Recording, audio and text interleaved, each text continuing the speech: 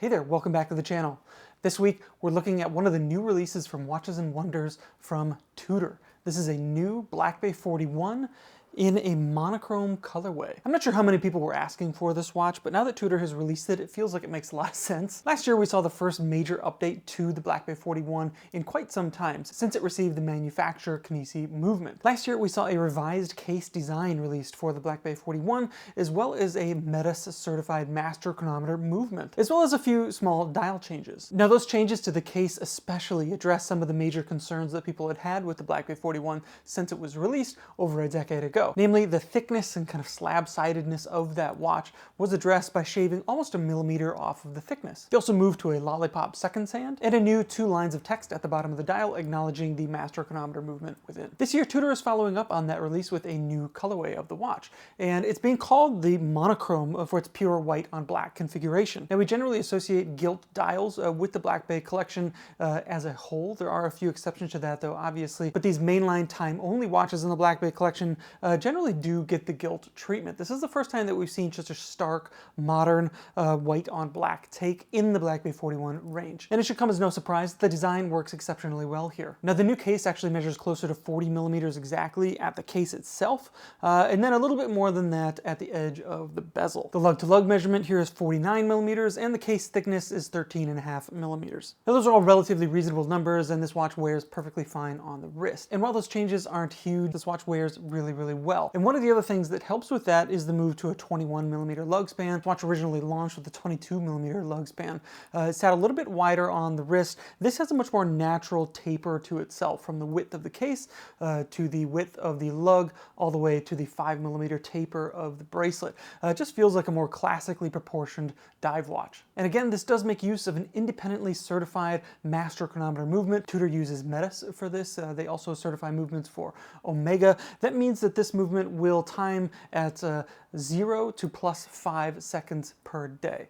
In my time with the watch, it has been well inside of that. This particular sample that I have is presented on a 3-link bracelet that still gets the faux rivet design here. I could probably do without this, but this does also come with that great 5-link bracelet that we saw released on the Burgundy model last year. This is probably the option I would go for here. But regardless of your choice, the clasp will have the T-Fit quick adjustment system built in. Now this watch has been compared to the Rolex Submariner right off the bat, just because of its kind of pure white on black appearance. And I think that's a fair assessment to make. On paper, these watches are very similar. They have a very similar footprint. They are equally capable dive watches. This has a 200-meter depth rating, while the Submariner has a 300-meter depth rating.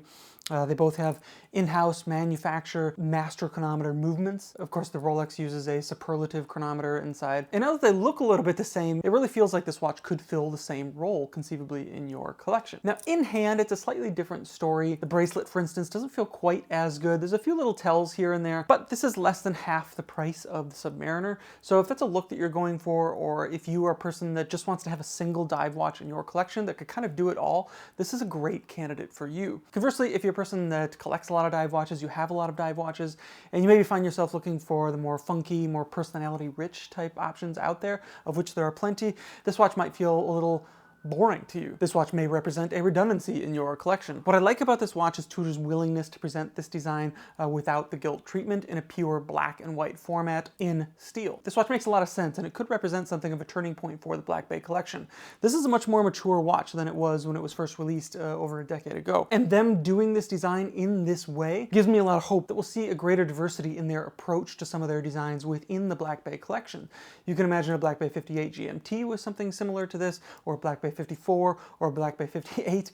Even the Black Bay collection is filled with a lot of really interesting references, and oftentimes they are tied to this gilt approach, like they've seen a bit of age. And I think those things have their time and place, and I know a lot of people like the gilt treatment, but I really appreciate seeing some of these designs done in a purely modern way like this, and it gives me a lot of hope for what we might see from them moving ahead. Overall, I really like this release from Tudor. This is one of my favorite watches from them this year. This is priced around $4,500 depending on your bracelet option, and there's also a rubber strap option collection as well for $4,225. Now, because this watch is slightly thinner, I think it's a little bit easier to adapt to maybe your own strap collection. You just have to keep in mind that it is a 21mm span between the lugs. So something to keep in mind. This watch is exactly what it needs to be and nothing more. It's maybe a more formal presentation than other dive watches that are presented in a similar way. And because of that, I think this watch has a lot of flexibility in how you could use it and how you could wear it. I have a lot more of my thoughts on this watch in the full review that is now live over at thedeeptrack.com, but I'd love to know what you think about this watch.